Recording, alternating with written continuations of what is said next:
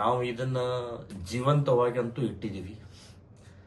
ನಾವು ಬಿಟ್ಬಿಟ್ರೆ ಇದು ವರ್ಷಕ್ಕೆ ಒಂದು ಸಲ ಅನ್ನುವಂಥದ್ದಾದರೂ ಅಟ್ಲೀಸ್ಟ್ ಜೀವಂತವಾಗಿರುವಂಥ ಪ್ರಕ್ರಿಯೆ ಇದೆ. ಇನ್ನು ಇದನ್ನೂ ಬಿಟ್ಬಿಟ್ರೆ ಅದು ವಕ್ಫ್ ಬೋರ್ಡ್ದೇ ಆಗತ್ತೆ. ಈಗ ಆಗಿದೆ ನೋಡಿ, ಈಗ ನಾವು ಹೈಕೋರ್ಟಿನ ಇವರು ಒನ್ ಮ್ಯಾನ್ ಕಮಿಷನ್ ನೇಮಿಸಿದ್ರು. ಸೀನಿಯರ್ ಒಬ್ಬ ಲಾಯರ್ನ ಕಮಿಷನ್ ನೇಮಿಸಿ ಹೋದಾಗ ಕಂಪ್ಲೀಟ್ ಹಸಿರು ಬಟ್ಟೆ ಹಾಕ್ಬಿಟ್ಟಿದ್ದಾರೆ, ಮುಚ್ಚಿಬಿಟ್ಟಿದ್ದಾರೆ. ಯಾರು ಇವರು ಮುಚ್ಚಾಡೋ? ಅದನ್ಯಾಕೆ ಮುಚ್ತಾರೆ?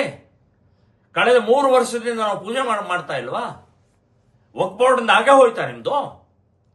ಸೊ ಇದು ವ್ಯವಸ್ಥಿತವಾಗಿ ಅಟ್ಲೀಸ್ಟ್ ಇವತ್ತು ನಾವು ಕೋರ್ಟ್ ಆರ್ಡರ್ ಸಿಕ್ಕೋದು ಕೂಡಲೇ ಅದು ನಾವು ಪೂಜೆ ಮಾಡುವಂತ ಅವಕಾಶ ಸಿಕ್ಕಿದೆ.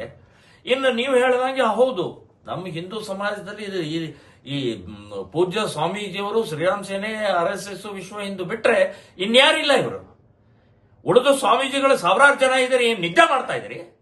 ಇವತ್ತ ರಾಘವ ಚೈತನ್ಯ ಪ್ರತಿಷ್ಠಾಪನೆ ಮಾಡಿದಂತ ಈಶ್ವರ ಲಿಂಗನ ತಡಿತಾ ಇದ್ದಾರೆ, ಮಲಮೂತ್ರ ಮಾಡ್ತಾರೆ. ನಾಳೆ ನಿಮ್ಮ ಮಠದ ಒಳಗಡೆ ಇರುವಂತ ಈಶ್ವರ ಲಿಂಗನ್ನು ಕೂಡ ಮಲಮೂತ್ರ ಮಾಡ್ತಾರೆ, ಬಾಯಿ ಮುಚ್ಕೊಂಡು ಕೂತ್ಕೊಂಡ್ರೆ. ಸ್ವಾಮೀಜಿಗಳೇ, ನೀವು ಕಣ್ಣು ತೆರೀರಿ. ಪೂಜ್ಯ ಸ್ವಾಮೀಜಿಯವರನ್ನು ಬ್ಯಾನ್ ಮಾಡಿದ್ದಾರೆ, ಒಂದು ತುಟಿ ಪಿಟಿಕಂತ ಇಲ್ಲ. ಏನಾಗ್ತಾ ಇದೆ? ನರಸತ್ತವ್ರ ತರ ಮಾಡಬೇಡಿ ಮಠಾಧಿಪತಿಗಳೇ, ಸ್ವಲ್ಪ ಯೋಚನೆ ಮಾಡಿ. ಇವತ್ತು ಅಲ್ಲಿ, ನಾಳೆ ನಿಮ್ಮಲ್ಲಿ ನುಂಗಿ ಹಾಕುವಂತ ವ್ಯವಸ್ಥೆ ನಡೀತಾ ಇದೆ. ಕೋರ್ಟಿನಿಂದ ನಾವು ಪೂಜೆ ಮಾಡುವಂತ ಪರಿಸ್ಥಿತಿ ನಿರ್ಮಾಣ ಆಗಿದೆ. ಇದರ ವಿರುದ್ಧ ಹೋರಾಟ ಮಾಡ್ತಾ ಇರುವಂತ ಸಂಘಟನೆ, ಪೂಜ್ಯರ ಜೊತೆಗೆ ಕೈ ಜೋಡಿಸಬೇಕು ಅನ್ನುವಂತ ಮಾನಸಿಕತೆ ಇಲ್ವಾ?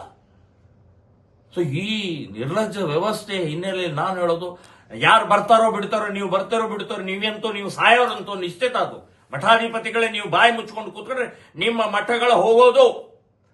ಆದರೆ ನಾವಂತೂ ಬಿಡುವುದಿಲ್ಲ.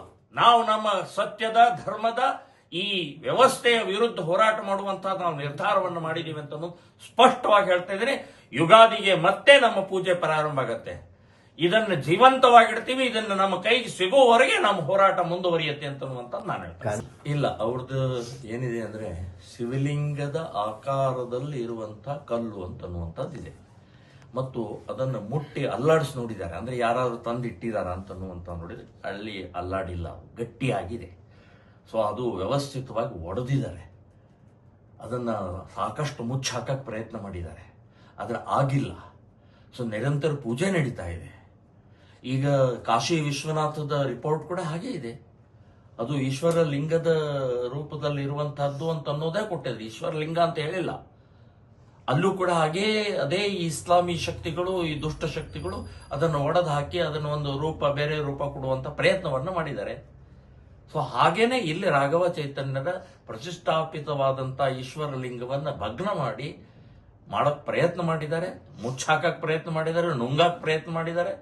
ಆದ್ರೆ ಮತ್ತೆ ಇವತ್ತು ಈಶ್ವರ ಲಿಂಗದ ರೂಪದ ರೀತಿ ಅಂತನ್ನುವಂಥದ್ದು ವರದಿ ಬಂದಿದೆ.